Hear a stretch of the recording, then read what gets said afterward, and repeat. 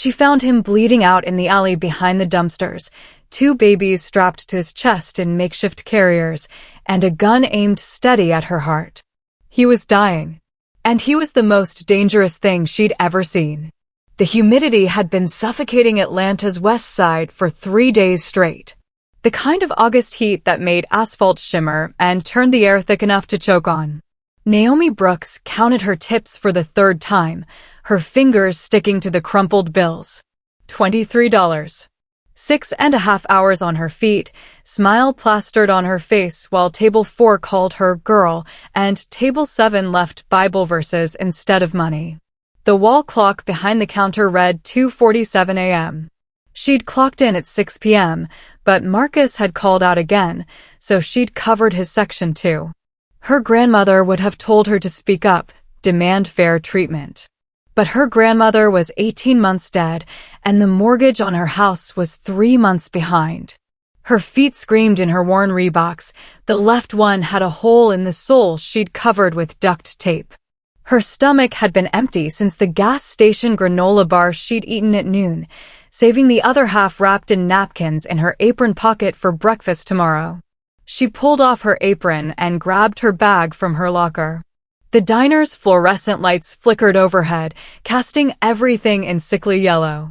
Through the windows, she could see the empty streets, the broken streetlights making pools of shadow between each working lamp. "You walking home again, Naomi?" Dee called from behind the register, not quite meeting her eyes. "Always do. Maybe take Ponce tonight. Stay on the main roads." Naomi paused, her hand on the door. "Why?" Dee shrugged, suddenly very interested in counting the drawer. "Just been some trouble in the warehouse district. That's all." The long way meant 20 more minutes on feet that could barely hold her weight. It meant passing the bus stop where those men always sat, the ones who followed her with their eyes and their commentary. It meant the bright lights and the police presence, and also the police presence, which for someone who looked like her at this hour was its own kind of danger. The shortcut through the industrial district meant 10 minutes, her grandmother's house, and sleep. "I'll be fine," Naomi said, and pushed through the door into the suffocating night. The heat hit her like a wall. Even at 3 a.m., Atlanta in August didn't cool down, it just got darker. The air smelled like hot garbage and car exhaust, and something chemical from the factories that ran all night. Distant sirens wailed, a sound so constant she barely registered it anymore. Naomi's sneakers slapped against the sidewalk. Empty streets. Closed storefronts with metal grates pulled down. A dog barking somewhere, the sound echoing off brick and concrete. She passed the corner store where Mr. Kim worked nights behind bulletproof glass, its neon open sign flickering like a dying heartbeat. She turned into the industrial district. The change was immediate. Fewer lights. Wider spaces between buildings. The hum and clang of machinery from warehouses that never slept. Loading docks and chain-link fences and semi-trucks parked in vast lots. This was the part her grandmother had warned her about, back when warnings still mattered. "Nothing good happens in the dark places, baby. You stay where people can see you." But people seeing her wasn't always safety. Sometimes visibility was its own danger. Naomi walked faster. The alley that cut behind the old textile warehouse would shave off 5 more minutes. She'd taken it 100 times. Nothing had ever happened. She was invisible here, just another black woman in a uniform, beneath notice, beneath threat. She turned into the alley. The smell hit her first. Garbage, yes, but something else. Something metallic and wrong. The dumpsters loomed like dark sentinels, their shadows cutting across the wet pavement.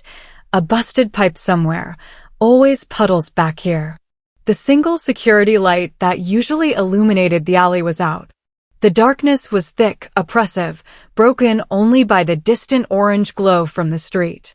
Naomi's pace slowed.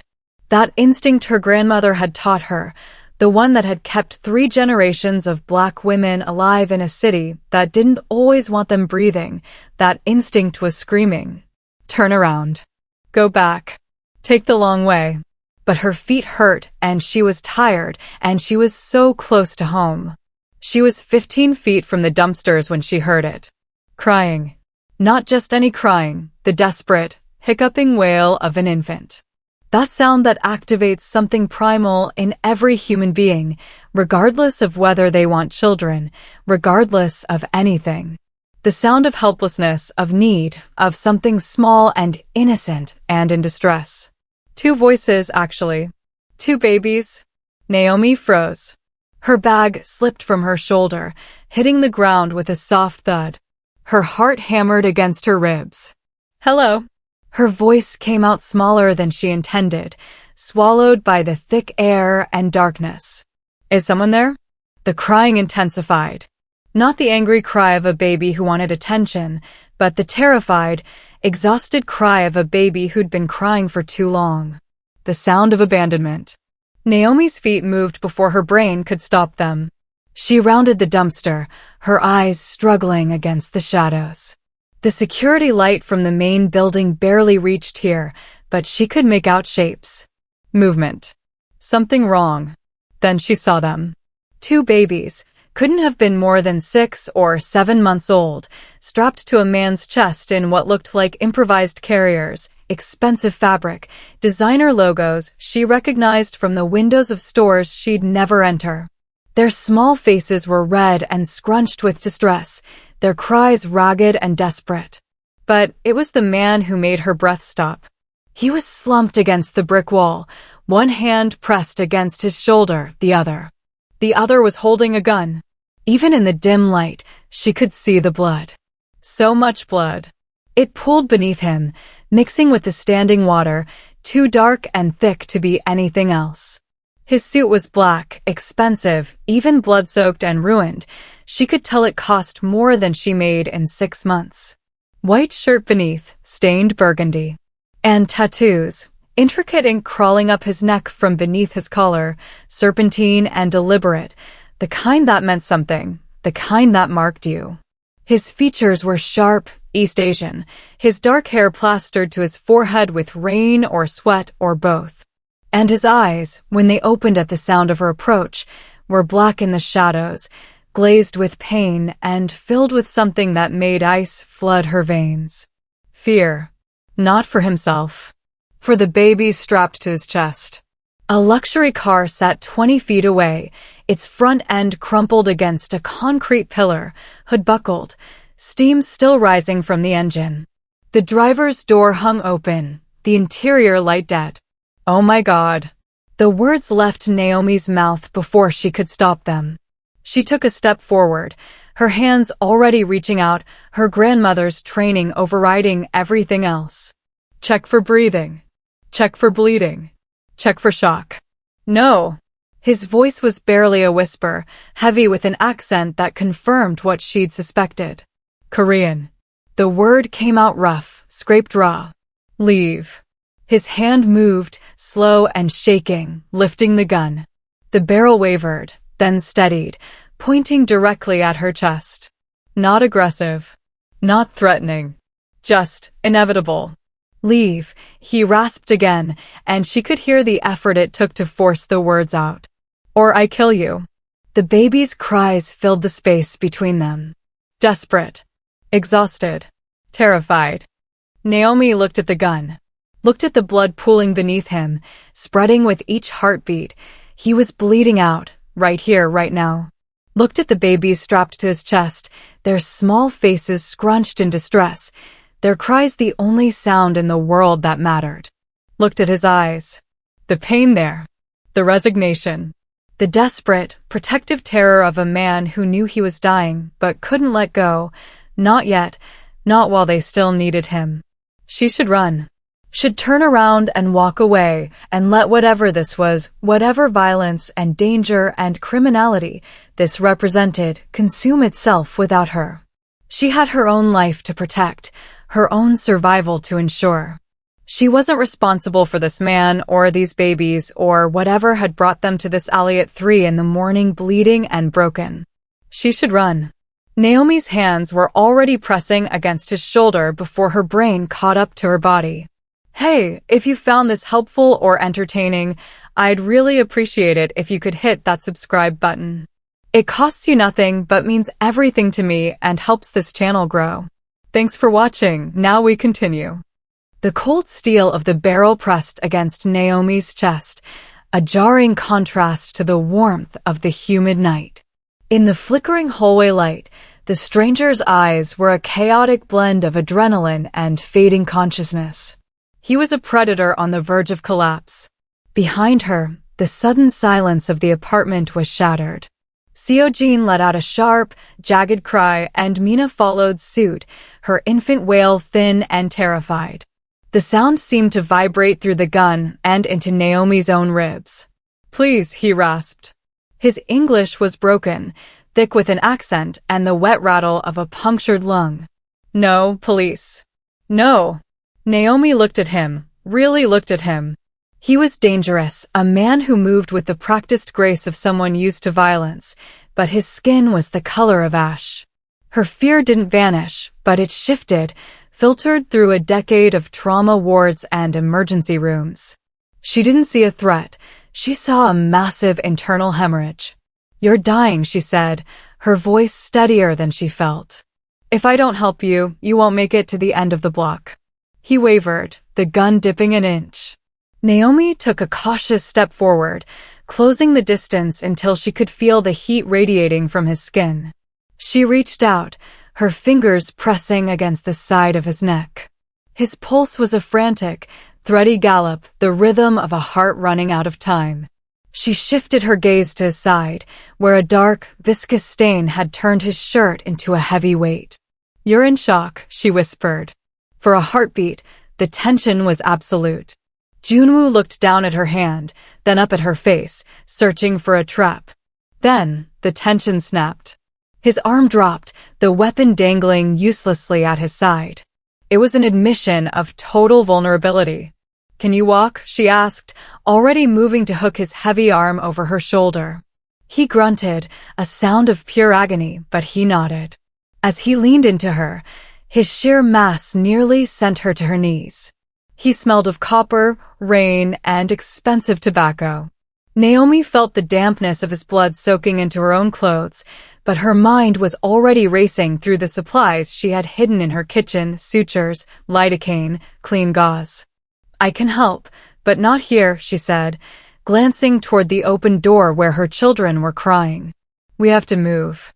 Quietly, supporting his weight, she began to lead the dangerous stranger into the sanctuary of her home, stepping over the threshold where her life as a fugitive ended and something far more volatile began. The back streets were a labyrinth of shadows and slick pavement, a path Naomi knew by heart and used specifically to avoid the cold, unblinking eyes of the neighborhood cameras. Junwoo was a dead weight against her side, his breath hitching with every staggered step. By the time they reached the weathered wooden door of her grandmother's house, Naomi's shoulder was numb from his mass. Stepping inside felt like a betrayal. This house was her sanctuary, a place filled with the lingering scent of dried herbs and the quiet dignity of her grandmother's memory. Now, the floorboards groaned under the weight of a dying soldier, and the sterile smell of the hospital began to drown out the lavender. She moved with a frantic, focused efficiency. She pushed the heavy oak dining table into the center of the kitchen, beneath the brightest light, and covered it with bleached linens. "Up," she commanded, her voice a sharp blade. With a guttural groan, Junwoo hauled himself onto the table. The contrast was jarring, his tactical gear and hard, scarred muscle against the delicate lace of her grandmother's hand-sewn runner. As Naomi gathered her supplies, a sewing kit, a bottle of high-proof whiskey, and a pair of long-nosed pliers she'd boiled in a soup pot, she felt the shift in the room.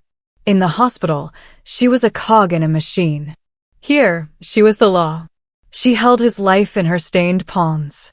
She cut away his shirt, revealing the puckered, angry mouth of the wound. As she reached for the lidocaine, his hand suddenly shot out, catching her wrist in a grip that still possessed a terrifying, bone-crushing strength.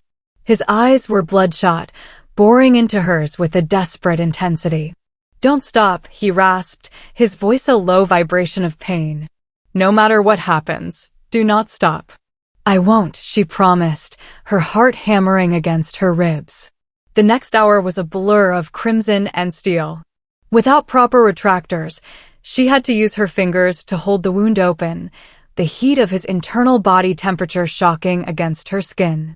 Every time he flinched, she pressed harder, her medical instincts overriding her empathy. She was digging for the lead that tied him to a world she had tried to flee. The metal pliers finally clicked against something hard. With a slow, steady pull, she extracted the flattened slug. It dropped into a porcelain tea saucer with a sharp, final ping, the sound of a life changed forever. Junwoo's grip on the table slackened, his head falling back as he finally succumbed to the darkness. Naomi stood over him, her hands trembling and her chest heaving. She was covered in his blood, the red stains mapping out the choice she had just made. She looked at the bullet, a small, silver piece of proof, and realized she could never go back. The silence of the house was replaced by the erratic, fragile rhythm of 4 hearts beating under one roof. Naomi moved through the kitchen in a trance of exhaustion, her hands shaking as she prepared a bottle. She had no experience with infants, no younger siblings, no past lovers with children, yet her body seemed to remember her grandmother's movements.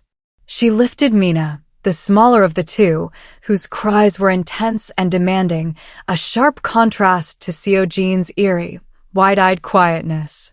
As she settled into the heavy oak rocking chair, the wood groaned, a sound that hadn't echoed in this room since her grandmother passed.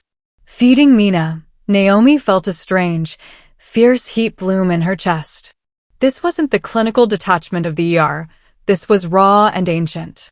She watched the way Mina's tiny fingers curled instinctively around her thumb, a silent plea for anchor.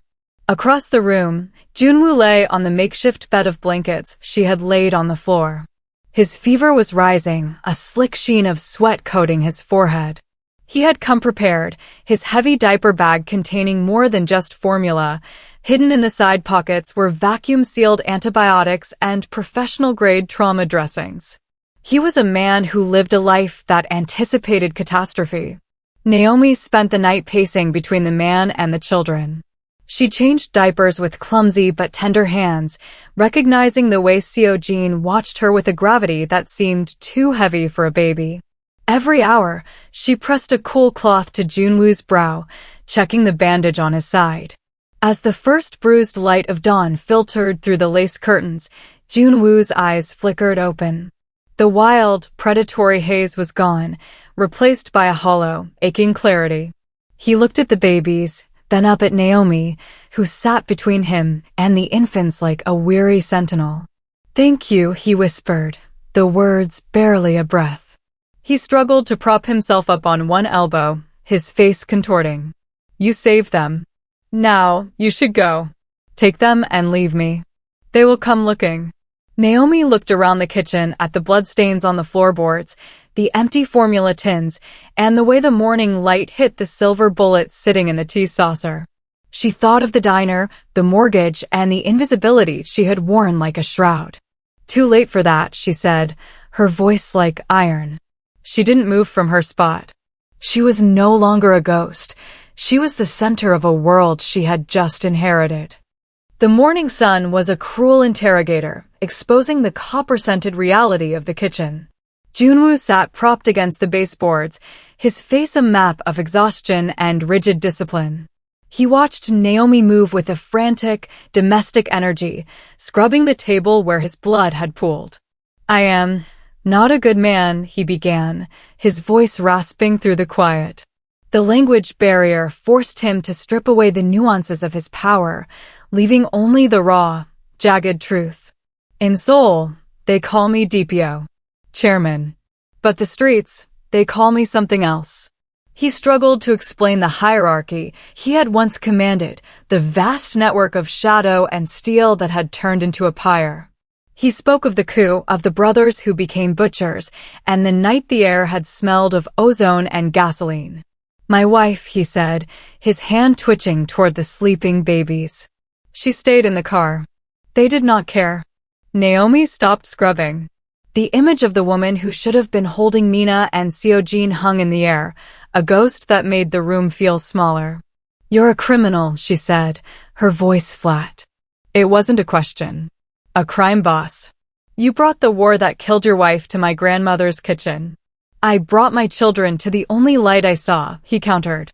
He looked at her, his dark eyes brimming with a terrible, protective guilt. They will come for you now.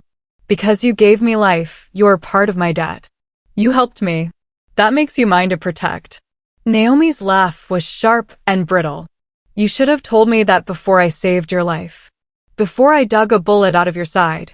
Junwoo held her gaze, the silence stretching between them until it was unbearable. If I had told you, he whispered, would you have let us die in that alley? The anger in Naomi's chest faltered. She looked at the babies, then at the man who had turned her sanctuary into a target. She thought of the medical oaths she'd never officially taken, but had lived by nonetheless. The answer was a bitter pill she was forced to swallow. She wouldn't have. She couldn't have. The realization hit her like a physical blow. She wasn't just a witness anymore. She was an accomplice by instinct. By choosing to be a healer, she had signed her name in blood alongside his. She wasn't just behind on her mortgage anymore. She was a marked woman in a war she didn't understand. The transformation of the house was both a desecration and a rebirth. Naomi moved through the rooms with a heavy heart, dragging her grandmother's solid oak dresser in front of the side door and reinforcing the window frames with scrap lumber from the basement. She knew every squeaking floorboard and every blind spot in the yard where the overgrown hydrangea hid the fence line. The neighbor, Mrs. Gable, watches everything, Naomi whispered, peeking through the lace curtains. If a car she doesn't recognize sits too long, she'll be on her porch. She won't know who you are, but she knows me. She'll be our tripwire. Junwoo watched her, his professional eyes assessing her work. He was leaning against the kitchen counter, his face pale, but his hands steady as he disassembled and cleaned his weapon. When she finished the barricade, he beckoned her over. He didn't offer a choice. He placed the cold, heavy weight of a spare handgun into her palm. His body was a wall of heat behind her as he corrected her stance, his scarred hands guiding hers to align the sights. Breathe out, he murmured, his breath ghosting against her ear. The gun is just a tool. Do not fear it. I've spent my life trying to keep people from leaking out, she said, her finger hovering over the trigger guard. This feels like the opposite of everything I am. It is the only way to keep the children whole, he replied. After an hour of drills, a ghost of admiration touched his eyes. You learn fast, Naomi. I've survived worse than you, she countered, thinking of the long nights of hunger and the slow, agonizing grief of the last 3 years. Don't mistake my kindness for a lack of teeth.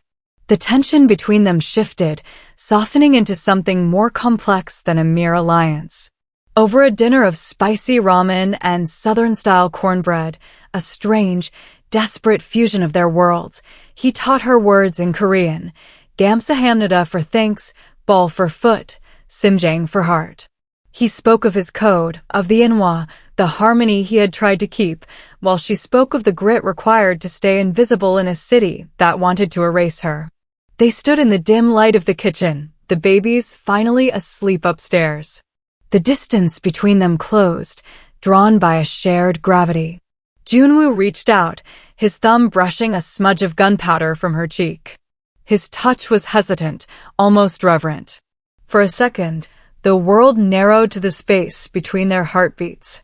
Then a low, metallic clink echoed from the porch, the sound of a boot hitting the loose floorboard Naomi had intentionally left unfastened. Junwoo's hand dropped to his belt. The tenderness vanished, replaced by the cold, killing mask of a man who had nothing left to lose. They're here, he breathed. The vibration of Junwoo's phone against the floorboards sounded like a death knell. He answered it with a single, guttural syllable. As he listened, his face didn't change, but his grip on the device tightened until his knuckles turned a ghostly white. He hung up and looked at Naomi, the shadows under his eyes deepening. "My contact," he said, the words heavy. "They found your name. They have the diner's cameras. They know your routes. They're coming for the woman who took us in." The invisible walls Naomi had built around her life, the anonymity of her poverty, the safety of being no one, were crumbling. "You brought this to me," she whispered, her voice trembling with a sudden, hot rage. "What kind of father does this? What kind of man runs into a stranger's life with babies and a gun?" Junwoo didn't flinch. "A father who saw his head of security turn a blade on his own kin at 3 in the morning. I killed the man I called brother to get them to the car. We were hunted through the warehouse district, trapped like rats in the rain until the crash. I didn't choose you, Naomi.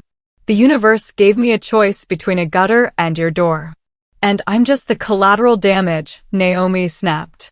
She paced the small kitchen, the cracked linoleum mocking her. "I spent 3 years watching my grandmother wither away in that bed while I worked doubles just to keep the lights on. I'm drowning in debt, I'm alone, and now I'm a target for people I don't even know." She stopped, breathless, looking at the man who was supposed to be a king and the children who were innocent of his sins. In the harsh morning light, she saw the same hollow exhaustion in his eyes that she saw in her own mirror every morning.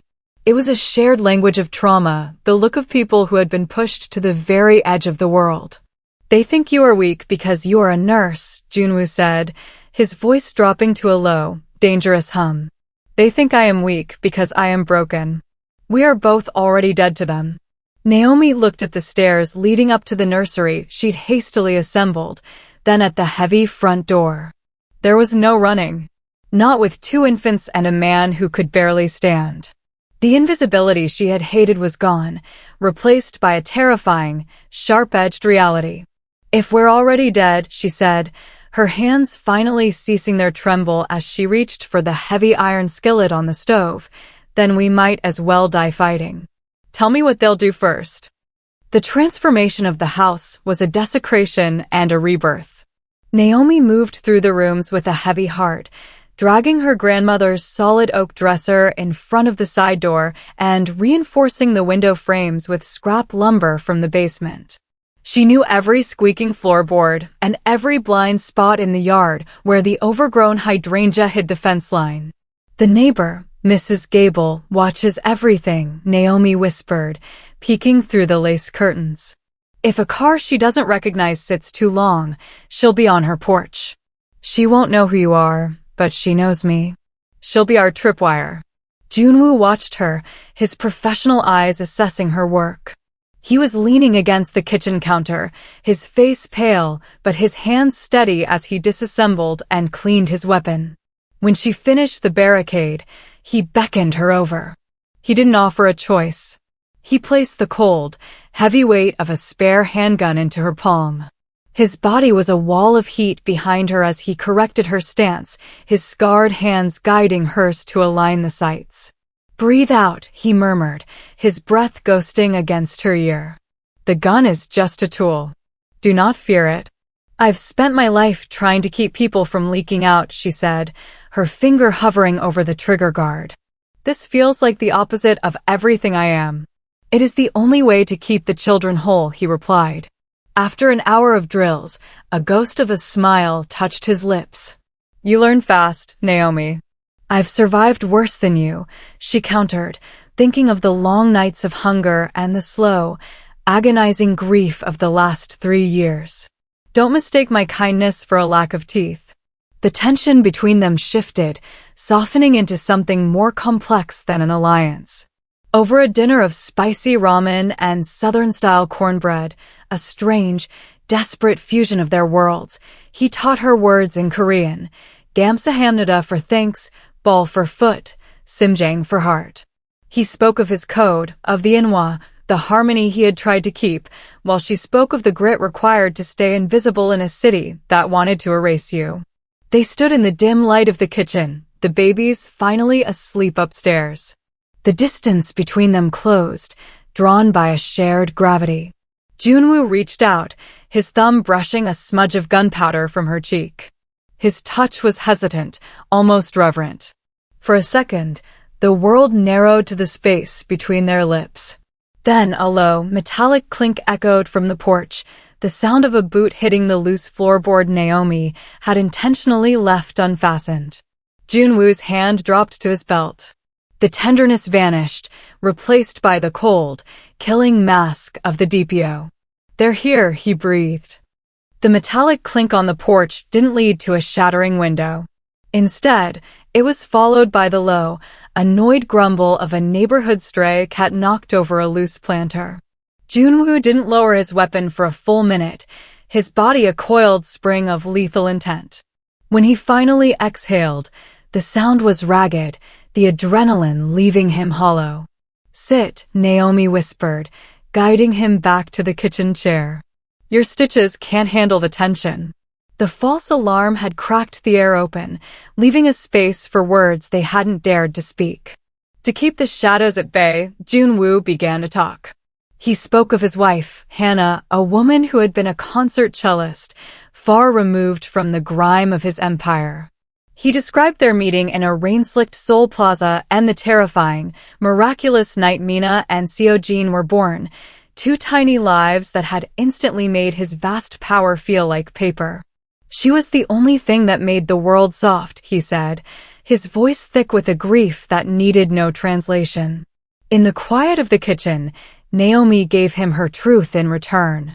She spoke of the Georgia heat and growing up in a town that expected her to be small, to be quiet, to be a shadow. She spoke of her grandmother, the woman who had carried the neighborhood's pain on her back as a nurse, but was left to fade away in an underfunded ward because she was too old and too complicated for the system to care. "Why did you help me?" Junwoo asked, his gaze searching her face. "You saw the gun. You saw the blood. You knew the cost." Naomi looked at the tea saucer on the counter, still holding the silver slug. "Because no one helped my grandmother when she was dying," she said, her voice cracking. "I watched her gasp for air while the world looked the other way. I've regretted every second of my silence since. I couldn't let it happen again. Not to them." The shared weight of their losses pulled them together, the cultural barriers dissolving into a singular, desperate understanding. He wasn't a crime boss to her anymore, and she wasn't just a waitress to him. They were two people holding a line against the dark. The vibration of the phone cut through the moment. Junwoo answered, his expression turning to stone. "They're moving in," he said, hanging up. "Tonight. They are 2 blocks away." He reached out, his hand covering hers on the table. The warmth of his skin was a final anchor. "Naomi, whatever happens, the babies survive. If I fall, you take them. You run. Promise me." Naomi gripped his hand back, her fingers locking with his. "I promise." The first sound wasn't a gunshot, it was the sharp, rhythmic whistle of Mrs. Gable's tea kettle from 3 houses down. It was a signal they had practiced, a warning that unfamiliar men were moving through the shadows of the hydrangea bushes. The breach came from the rear. A window shattered, but the intruders hadn't accounted for the heavy iron bars Naomi's grandfather had installed decades ago, or the fact that Naomi knew the exact angle to shove the oak dresser to pin a man's arm against the frame. Junwoo moved like a ghost, his tactical brilliance overriding his physical agony. He stayed low, using the kitchen island as cover, his shots precise and economical. "Left. The crawlspace vent," Naomi shouted. She wasn't just a nurse anymore. She was the ghost of every woman who had defended this soil. When a shadow lunged through the side door, Naomi didn't hesitate. She swung the heavy iron skillet with a primal scream, but the man was faster. A hot, searing needle of lead grazed her shoulder, spinning her back against the wall. Pain blossomed, a white-hot bloom of fire, but it was drowned out by a cold, righteous fury. She looked at the blood on her grandmother's wallpaper, and something in her snapped. She leveled the handgun Junwoo had given her, her grip unwavering. "This is my house," she roared over the chaos. "This is my neighborhood. You don't belong here. Outside, the streetlights suddenly cut out, the work of the neighborhood boys who knew exactly which transformer to short-circuit. In the sudden pitch black, the hunters became the prey. Disoriented by the layout they couldn't see and the community that refused to stay silent, the remaining attackers retreated into the night, the sound of their screeching tires muffled by the distance. The silence that followed was heavy with the smell of cordite and sweat. Junwoo stumbled to her, his breath coming in ragged gasps. He didn't check his own leaking side, he went straight for her. He guided her into the rocking chair, his hands trembling as he cut away her sleeve. The role reversal was complete. He worked with the same desperate focus she had shown him, cleaning the shallow furrow in her shoulder with antiseptic and steady fingers. "You are a warrior," he whispered, his voice thick with an emotion that transcended his broken English. Naomi looked up at him, her adrenaline fading into a deep, bone-weary ache. The danger wasn't gone, but the bond between them was now forged in iron. As he leaned in to tape the bandage, his forehead rested against hers.